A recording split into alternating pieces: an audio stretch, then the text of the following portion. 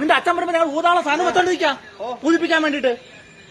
അപ്പൊ അതാണ് പോലീസ് സ്റ്റേഷനിലെ ഇത് തന്നെ പോലീസ് സ്റ്റേഷൻ, ഇത് തന്നെ പോലീസ് സ്റ്റേഷൻ.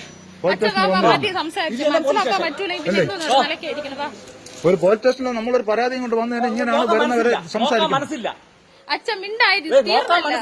നമ്മള് അനാവശ്യമായിട്ട് എന്തെങ്കിലും പറഞ്ഞു നിങ്ങളടുത്ത് ഞങ്ങൾക്ക് നോക്കാൻ മനസ്സില്ല. അത് തന്നെ നമ്മൾ അനാവശ്യമായിട്ട് എന്തെങ്കിലും പറഞ്ഞു ഞങ്ങൾ അനാവശ്യമായിട്ട് പറയും.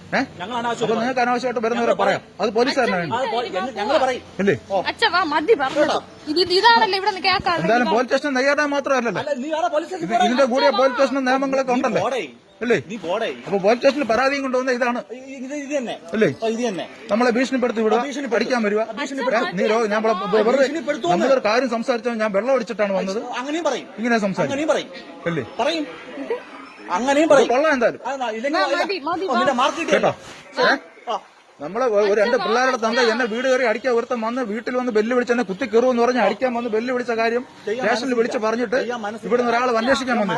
ആ അന്വേഷിക്കാൻ പറ്റുന്ന കാര്യം ചോദിച്ചതിനാണ് നമ്മൾ ഇത്രയും നേരം ഈ രീതിയിൽ അല്ലേ, ഈ രീതിയിൽ നമ്മളെ പീഡിപ്പിച്ചത് അല്ലേ?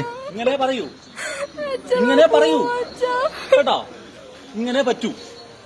നീ പോ, വീട്ടു പോ കേട്ടോ.